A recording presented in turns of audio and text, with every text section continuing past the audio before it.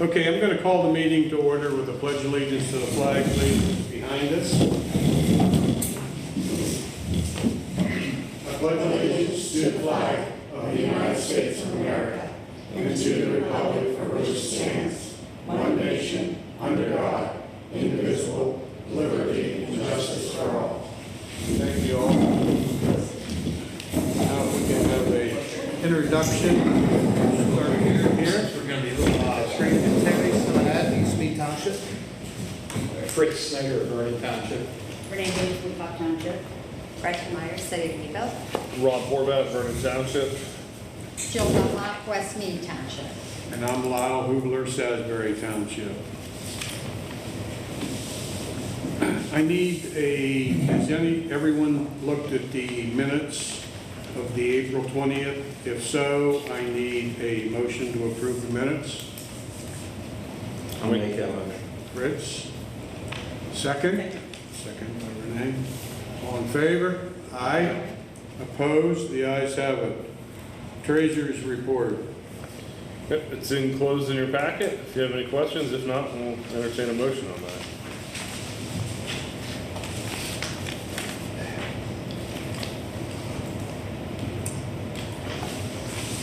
I'll make that motion. I'll second. Any further comments on it? Hearing none, all in favor? Aye. Opposed? The ayes have it. Robert, again?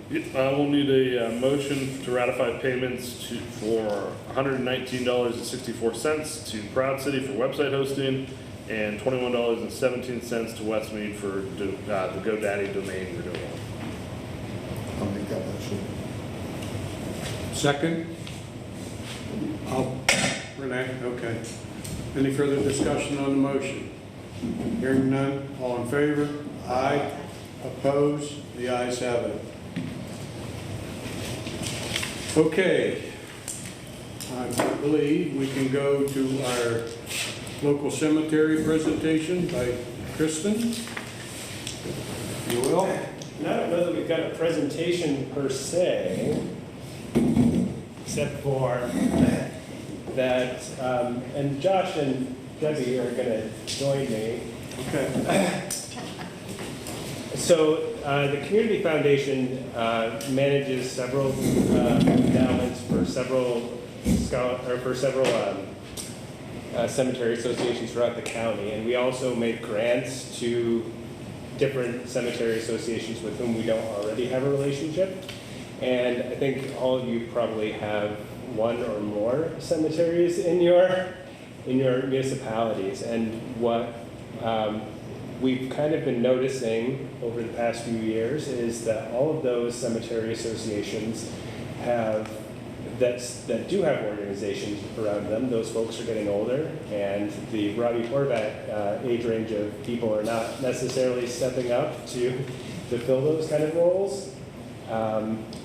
And if those cemetery associations do go defunct, the responsibility for upkeep falls upon the municipalities. And you guys probably have the capacity to mow maybe, once a year, would be my I guess? believe that's what we do right now. Okay. On two of our cemeteries, they're mowed once a year. Right, and so it's definitely not what we want to happen. We as the Community Foundation would love to see everybody have a vibrant, kind of functioning cemetery association that's able to take care of things. Right now, we work with, off the top of my head, Blooming Valley Cemetery Association, who are very well functioning, but all the folks are getting older. Greendale, of course, in Westmead, who do a pretty good job, but money's always tight. Espeville Cemetery, again, everybody's getting older. North Richmond, who I know have a need for new board members, as their president wants to step down next year. And I think there are probably a couple of others that I'm just not remembering off the top of my head. But it's a problem that we've kind of identified, and I know Debbie has been working with Sugar Lake Cemetery, which hasn't even had an organization in the past, and so they're trying to reform. Is there anything you want to say about So they have an Articles of Incorporation dated to 1919 that we found in the courthouse, but there's not been a corporation or an association running as long as anybody who is working in the cemetery now has been alive that they're aware of. So they're trying now to form an association. They're going through the courts and having an association set up.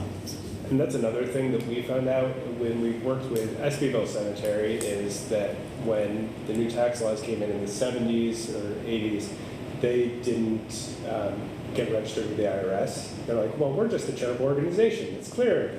But a lot of the cemeteries, especially, never went through that process, and so then they discover when they're asking us for grant money or things, they're like, oh, well, we just assumed, and then you have to do the deep dive at the courthouse and try to find all that paperwork, which is something we as the Community Foundation could actually help with because we've done it in the past. So if there are cemeteries, I think I shared all of my Espyville stuff with you It's very helpful. when we were looking to get Sugar Lake back going. And again, we have a small pot of money to do projects at different cemeteries. So again, that's, it's a few $1,000s every year. It's not going to break the bank. It's going to help put up monuments that might have been knocked down by trees falling or take away trees that might have fallen. It's really not for general operating kind of things. But I think what we were kind of envisioning is there a way to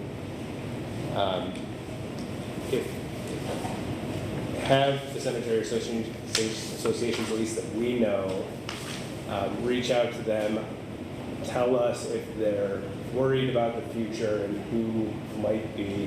Hatch Cemetery is the other one that I was trying to think of. They're kind of on the line between Edinburgh and here, but they've identified to me that that next generation really hasn't come on board. And you guys know the people who live in your regions, so perhaps maybe there's a way for us all to work together to kind of identify people who might be able to take on some of that responsibility. Or I guess the other idea we had is there a way to have kind of a joint cemetery association between several that just, takes care of mowing for within a certain, you've got two that you're taking care of already. Is there a way to kind of work together to, one cemetery association can offer some sort of mutual aid maybe to another? Absolutely. And on this end of things, one of the things we're also noticing, we get at the historical side, we get probably about half a dozen calls a year.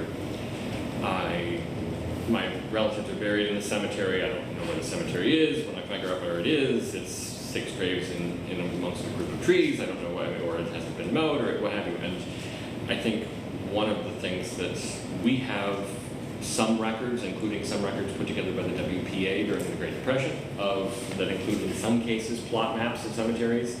There are varying degrees of what is and isn't detailed. So as some of these groups are trying to figure out from scratch, hey, we don't even know where anyone is here, and the stones are half broken and whatnot, we might be able to help.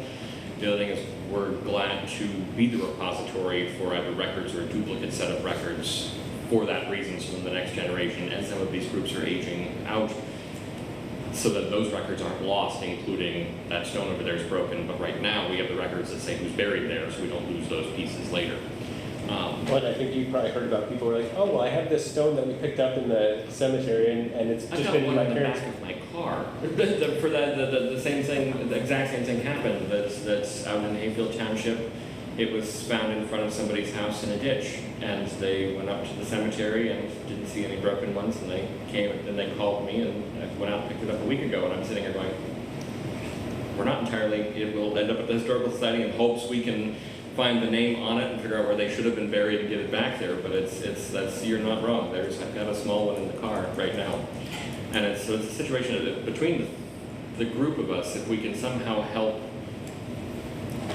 the transition to a next generation to keep them going, or help make it easier on the townships that are having to deal with Because on one hand, it's a legacy, and we all hope someday that somebody cares as much about us as we're trying to put in the effort for those who came before us. So we can help bolster some of these organizations that are running, or help with the transition, or help with the publicity to get people who may not have thought about ways to volunteer their time interested, and provide the records that are possible to do so, and a small amount of funding and whatnot. Whatever we can do, we're happy to do.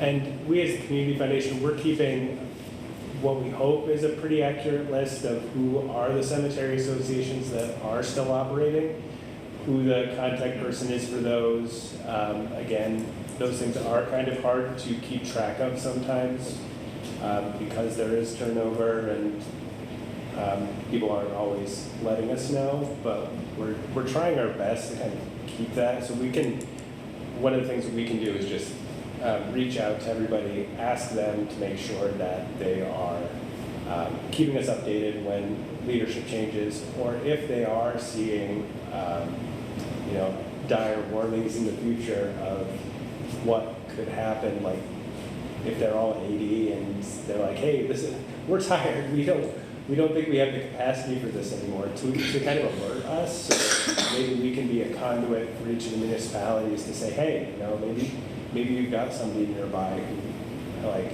either has family or just has, doesn't want to see an eyesore, because I don't know if you're on Facebook and you're in that FYI Crawford County group, every once in a while somebody's like, well, so-and-so cemetery is overgrown and who's in charge of that one? And they're always like, oh God. Yep, Like, because, and then those are the same phone calls we get, but but obviously those people didn't necessarily, either they didn't know there was an opportunity for them to get involved, or they aren't from the area and they didn't know. So it's one of those where, and we tell, we've gotten volunteers this way before at the Historical Society who are complaining about it. Pick up the rake, here's the shovel. We're here on Saturdays. And sometimes all it takes is people to realize there is an opportunity to get involved. And I think one of the things that you working with Sugar Lake and you working with the ones you have is I think a lot of individuals, because the cemetery is housing human remains, I think a lot of individuals might also feel slightly squeamish about that. So we can kind of help with what that actually looks like and what you can do and can't do and so forth, and be a resource.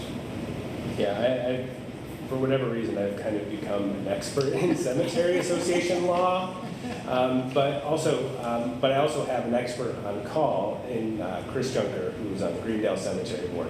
So if there's also questions, there are some good local resources about what is legal to do, what kinds of things are people allowed to do, and mostly we really do just want to see like those people who, if your first impulse is to complain, your first impulse should be to volunteer and complain, maybe.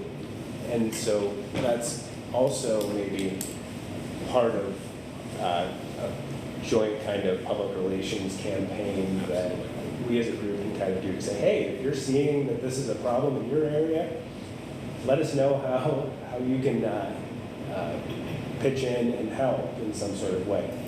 And again, it's also kind of my job to do a little bit of fundraising towards this, and so trying to get those cemeteries that do have some perpetual care monies put aside, just to make sure that they're planning, giving them the tools to talk to people who may have family members or friends in these cemeteries. I mean, I'm probably preaching to the choir here about some of this. Those perpetual care funds are not really perpetual and don't really go far when you're selling a lot for a couple $100s a piece. And again, I think it's incumbent kind of upon a good moral society to take care of your forebears and things. Absolutely. So that said, we're kind of looking for ideas from you if there's other ways that we might alleviate this problem a little bit. Question, and I don't know that it would help, but the Boy Scouts, in order to get their highest degree, Yeah. maybe some of these people would take the initiative and clean one of these cemeteries up. Like we have Garwood in Salisbury Township. And you can see 4 or 5 stones and the rest are down amongst the thorns and everything else. And you just can't get down in there. I would love to see something like that. Now, we have Barber cemeteries also, and that's being taken care of pretty decent, because I think the Historical Society has something to do with I it. think we've given them a preservation award Yes. before the work they've done there. And then the other one we have is called Hughes, and I do know the family that's involved with. That is the Mara family. So, other than Garwood is my big problem, and it's sitting right on the guy's yard, some of it. Gotcha. And I don't know where you go from there. I mean, he tries to, keep that one section where I put flags up for veterans, because I can't even get down in there to put all the flags on, so I find what years they was in and put those flags on a marker there. But yeah. So 2 things I might think of. One is it would be helpful for me to know which cemeteries are in your municipality, and if you know if there's a contact person for it. So maybe that's an action item. Can you write that down as an action item for me? And the second piece is there are probation and juvenile probation as well that do community service work, and so that's a connection that I can, at least for juvenile probation, I have that contact information, as well as, and again, this isn't the thing that's going to fix everything, but that would make an excellent Make a Difference Day project with United Way and our friends here at United Way. They partner with Allegheny College on that, and there are always projects that they're looking for. And so usually what you would need is maybe a roadmaster or something to help be there the day of, Right. Possibly haul away brush, things like that. Excuse me. And somebody who has the appreciation to know, yes, this one broke, let's leave it next to the base next to it rather than stack it against the tree. Because when you get 25 volunteers in there, Right. it can be very easy to go, oh, well, this isn't the way. And so that's, somebody from the township or whatnot who can go, oh, no, I think that's it. And those kind of things. Well, and again, if you're able to collect records, Absolutely. where they might may be able to help available. match some of those broken stones back to where they. Yeah, and again, that's where we might have some money to put towards a project like that, especially if there were several cemeteries that wanted to do something like that. That might be a really good use of our monies. Is because we want to spread it around. Greendale usually has the largest voice because they're one of the larger in the cemetery, and their need is pretty great. So we do end up subsidizing them a lot. But it would be nice for us to spread that money around the county to different projects. So we usually give that money out in our winter round of grant making. That deadline is usually December 15th. You can apply at any time. All of that's on our website. Any cemetery association can, we prefer the cemetery association either have a 501c designation from the IRS so that they're in good standing, because we have to report to the IRS how we're spending our money, or that we arrange and we can also make grants to municipalities. So that's what we did in Sugar Lake. Or no, we were the pass-through, so that's an opportunity as well. We're happy to, the historic site, we're happy to do things like that. But I think help other. I think we did one. I think we made a grant to Rome Township for a cemetery that was located there, if I'm not, or Rome, Athens, somewhere in that area of the county. But the municipality took the money and accounted for it so that we could be square with the IRS because they didn't have a functioning organization. So again, those monies, it's usually a few $1,000s a year. It's not gonna do huge amounts, but it's helpful, especially if you have down monuments or things like that. Especially if you have some volunteer or township labor, equipment, et cetera, and this is paying for the supplies to reattach the monument together or whatnot, not having to pay to have a specialist come in and do some of that, so that you Although- can stretch it further. Right, although you can do that too. Oh, yeah, you can do that too, and just So in if terms of Sunset wants to come in and. getting 6 fixed with a fund versus getting 1 fixed, it kind of depends on the extent of damage and stuff. Do you know how many cemeteries there are in the county? Just a general, doesn't have to I be just exact. sent someone on my staff a text, and she just went through and counted our index, there's 318. 308. And that's. And that's everything from 2 stones in the woods behind someone's house up through Greendale. And I think there's a number of them that are Amish cemeteries that are. Not included. No, that are included on the list. Oh, but- okay. But aren't really, don't have the same level of sophistication that the English cemeteries. Not like a Greendale or a Venango. Right. So I mean, you're not getting big arches and Yeah. things at some of these Amish cemeteries that are basically a field. So it's definitely an interesting thing and something I never thought I would have to learn this much about. And again, funding is definitely an issue. I don't know that there's a lot of it out there. I don't think there's preservation funding for cemeteries, and PHMC, the State Historic Museum Commission, has tended to, like, I think we even helped Greendale years ago get a grant for the arch, but they tend to, for the most part, shy away from anything that, like mausoleums, et cetera, that would involve direct human remains or helping an individual's monument versus the organization as a whole. And a lot of that, yeah, The DAR will, but mostly it's one monument for a veteran. Okay. Revolutionary War. The other interesting thing to add to this, if there are veterans' monuments that are broken, beyond repair, what have you, even if a caretaker, a cemetery caretaker, a township, et cetera, goes to the VA, they will replace monuments with a white marble slab with the black etching.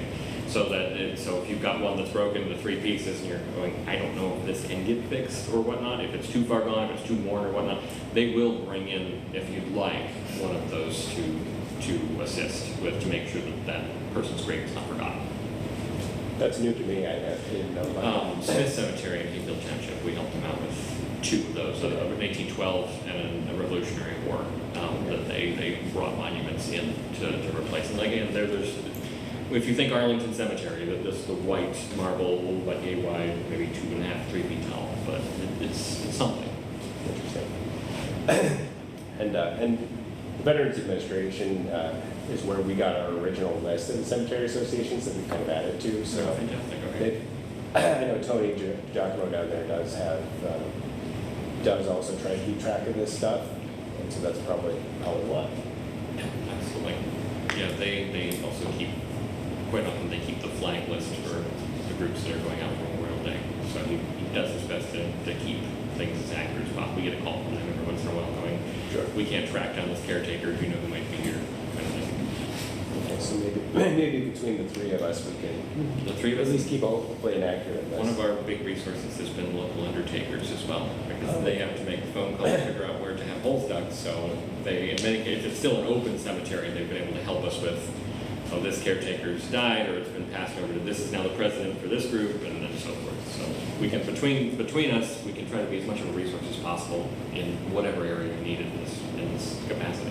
So the other thing that we as the Community Foundation are doing is, and this is for all the nonprofit organizations in the county, is trying to help them all build their organizational capacity, whether they're a totally volunteer organization or if they're a multi-million-dollar hospital system.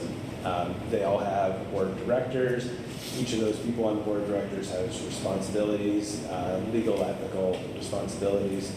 Responsibilities for filing things with the state and federal government.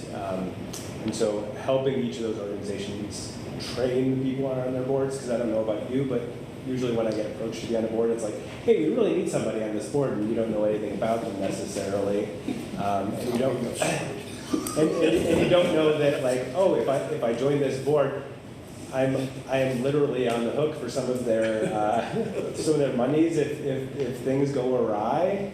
And so we want to make sure that we're offering trainings and things for people so that they're well educated about what they're getting into when they serve on a nonprofit, what's required of them and that they're not just going in blind. So if you have organizations with whom you work that they're like, we kind of think we know what we're doing, but we don't know for sure, let us know and we will schedule more of those trainings. We'll, and we can do a little bit of one-to-one coaching here and there. Our capacity is kind of limited in that way, but we can find experts who come and do those trainings, and we'll have everybody really up to snuff as far as what's expected by the state government, by the federal government, those kind of things, and just what's a good practice for how to fundraise or how to thank people and all those kind of things.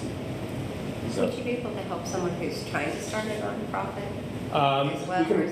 we can refer people, Okay. or we can find ways for them, sometimes even better, to work under the auspices of another organization that already has been established and doing things, so that you don't need to necessarily reinvent the wheel. Or sometimes people will come to us and say, hey, I want to do this thing. I'll be like, well, this organization already does that. Have you talked to them? And they're like, oh, no, I never even knew that was a thing. So we try to kind of be a clearinghouse for some of those things as well. Because not everything that necessarily needs its own Yeah. nonprofit, because that can be expensive and time consuming. But yeah, we have the resources to link people to the experts who can get them rolling.